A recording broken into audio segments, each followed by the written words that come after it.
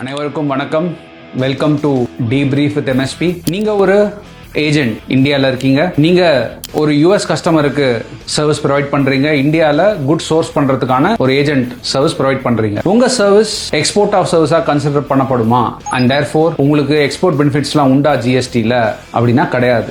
ஏன்னா நீங்க intermediate service கீழே வரதுனால 13(8)B அப்படின்ற section place of supply attract ஆகும். உங்களோட பிளேஸ் ஆஃப் சப்ளை ஏஜென்ட் ஓட பிளேஸ் ஆஃப் சப்ளை, அதாவது location of the supplier of service. அதனால பிளேஸ் ஆஃப் சப்ளை இந்தியாவில் இருக்கிறதுனால எக்ஸ்போர்ட் பெனிஃபிட்ஸ் எல்லாம் கிடையாது. இதுல இன்னொரு பிரச்சனையும் வர டாக்ஸபிள் சப்ளைன்னு ஆயிடுச்சு. நான் சிஜிஎஸ்டி எஸ்ஜிஎஸ்டி கட்டணுமா இல்லை ஐஜிஎஸ்டி கட்டணுமா? இந்த ஒரு கேள்விக்கே பல கேசஸ் பாம்பே ஹைகோர்ட்ல, அதர் கோர்ட்ஸ்லயும், பட் பெரும்பாலும் பாம்பே ஹைகோர்ட்ல நடந்திருக்கு. Most notably material recycling association of India, Dharmendra M ஜானின்னு 1, 2, 3 3 கேசஸ் நடந்திருக்கு.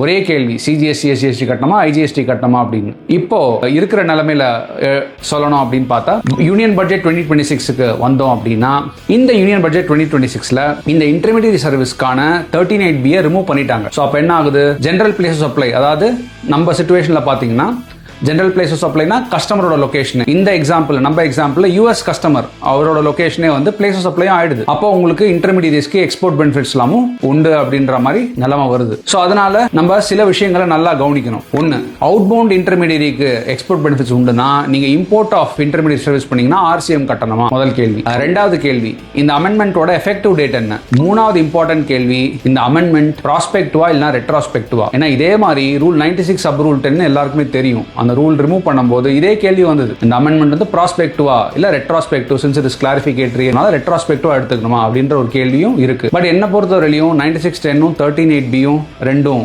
அமெண்ட்மெண்ட்டும் வேற வேற அப்படின்றது என்னோட கருத்து. பட் இருந்தாலும் இந்த கேள்வி ஆன்சர் பண்ணி தான் ஆகணும்.